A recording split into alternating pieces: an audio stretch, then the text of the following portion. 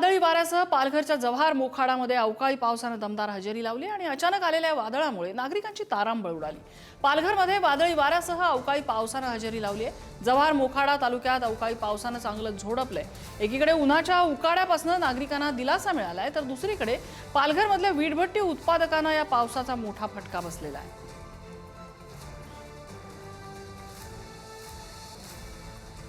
मुरबाडमध्ये मान्सूनपूर्व पावसाची दमदार हजेरी पाहायला मिळाली। तीव्र उकाड्याने हैराण झालेल्या मुरबाडकरांना मान्सूनपूर्व पावसामुळे दिलासा मिळाला।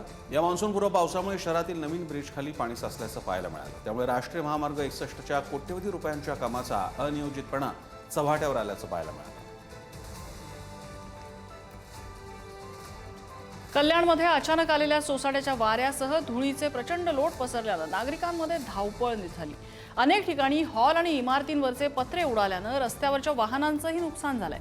काही भागात झाडं उन्मळून पडली, घरावर ही झाडं कोसळल्याची प्राथमिक माहिती आहे। वादळी वाऱ्यांमुळे अनेक ठिकाणी वाहतुकीवर सुद्धा परिणाम झालाय।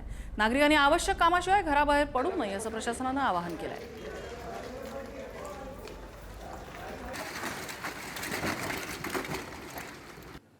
ठाणे जिल्ह्यातल्या शहापूर तालुक्यात अवकाळी पावसानं हजेरी लावली। गेल्या काही दिवसांपासून प्रचंड उकाड्यानं होरपळून निघालेल्या नागरिकांना या पावसामुळे काहीसा दिलासा मिळाला।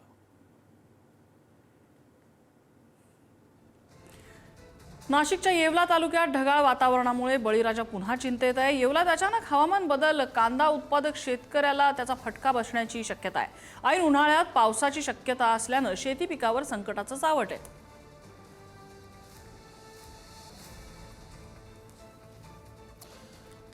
नांदेड माहूर तालुक्यात वादळी वाऱ्यासह गारपीट झाली। उन्हाळी पिकांचं नुकसान झालं तर काहींच्या लग्नकार्यात अडथळा तयार झाला। नांदेडच्या तीर्थक्षेत्र असलेल्या माहूर तालुक्याला आज वादळी वाऱ्यासह गारपीटीनं झोडपून काढलं। आजच्या या पावसामुळे उन्हाळी पिकांचं मोठ्या प्रमाणात नुकसान झालं। विशेषतः या भागात उन्हाळी तीळ आणि भुईमुग पीक मोठ्या प्रमाणात घेतलं जातं।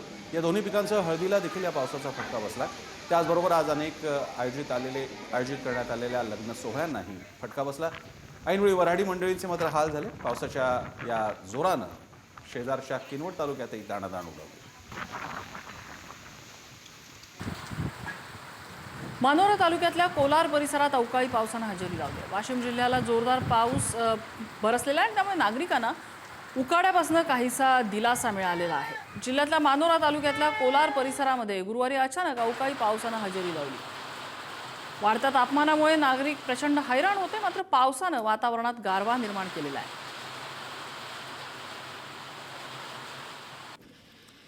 साताऱ्यात अवकाळी पावसाला सुरुवात झाली आहे। पुणे बेंगलोर राष्ट्रीय महामार्गावरील शेंद्रे, बोरगाव, नागाठणे शहरातील उपनगरात पावसाला सुरुवात झाली आहे। अचानक आलेल्या पावसामुळे नागरिकांसह वाहनधारकांची चांगलीच तारांबळ उडाली। गेल्या 2 महिन्यांपासून साताऱ्यात प्रचंड उन्हाचा तडाखा जाणवत होता। आज अचानक आलेल्या पावसामुळे नागरिकांना गारवा मात्र अनुभवायला मिळतोय। चंद्रपूरच्या पोंभुर्ण्यात अवकाळी पावसानं गारपिटीचाही तडाखा बघायला मिळाला। पावसामुळे चंद्रपूरच्या तापमानात घट झाली आहे। गेल्या काही दिवसांपासून असह्य उकाड्यामुळे हैराण झालेल्या नागरिकांना यामुळे काहीसा दिलासा मिळालाय। सोसाट्याचा वारा आणि काही ठिकाणी झालेल्या जोरदार गारपिटीमुळे संभाव्य नुकसानाची शक्यता आहे।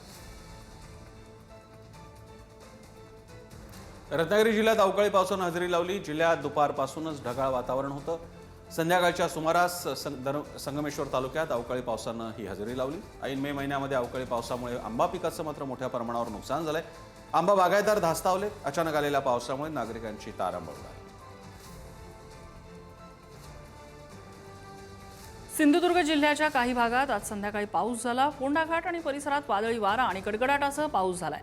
पावसामुळे काही वेळ वातावरणात गारवा निर्माण झालेला होता।